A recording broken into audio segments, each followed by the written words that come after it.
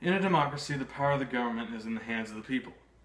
But despite being idolized for being the strongest democracy in the world, NBCNews.com says that only 40% of Americans are showing up to the polls, which puts America at 120th out of 169 countries that have voter turnout data.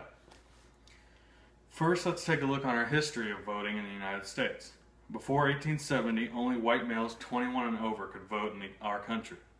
Moreover, these men typically had to own land and be educated to participate. Then in 1870, America passed the 15th Amendment, which gave the right to vote to African American males. Next, in 1920, the 19th Amendment gave women the right to vote. 44 years later, in 1964, the 24th Amendment was passed, which stated a person cannot be required to own property or pay a poll tax to participate in voting.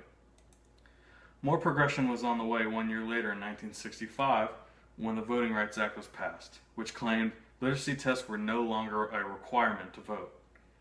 In 1971, the 26th Amendment lowered the legal voting age to 18. But despite all this progression in American voting, 60% of Americans are still not showing up. Let's take a look at a few reasons why Americans claim they are not voting. Some people who were asked claim that voting is too inconvenient for them, and that there is too much voting going on in the US and that voting every year or two is just too frequent. Another reason people choose not to vote is the belief that their vote has little to no impact on changing anything at all. A lot of American citizens just simply do not have faith in our system. People believe it just isn't worth it because when they vote for someone, their policies can just get stymied by the opposing party if they have control of Congress. Next, a major factor of low voter turnout is college students. College students who are particularly away from home and are not eligible to vote in their current living precinct. Many college students claim that with their school schedule it is too hard for them to go home and vote or too inconvenient to file for and fill out an absentee ballot.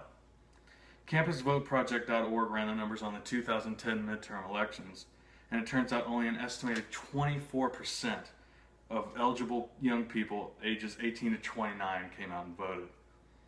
Luckily, voter apathy isn't the issue with getting students to the polls. In 2010, less than 13% of college students said that the reason they didn't vote was they were not interested. With that said, it seems that students are interested in voting, and if we can just figure out another way for them to vote, maybe we could raise the numbers on student outcome. Another reason ZenCollegeLife.com says voter turnout is so low is because Americans are just simply too busy. Whether it be work, family, or school schedule, people say they have no time to make it to the polls.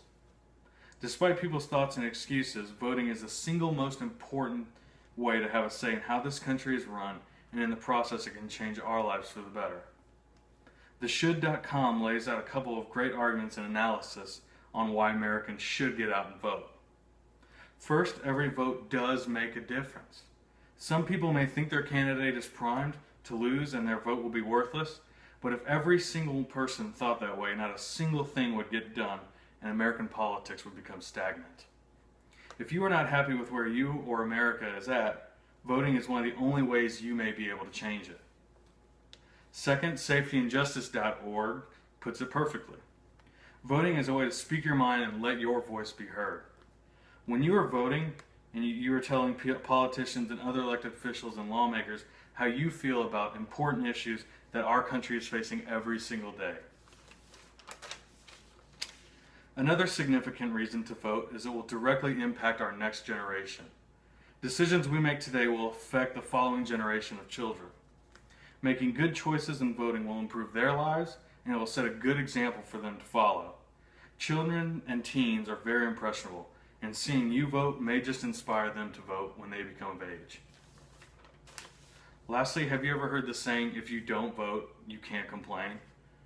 Well, top10top10.com states that another perk of voting is the right to complain.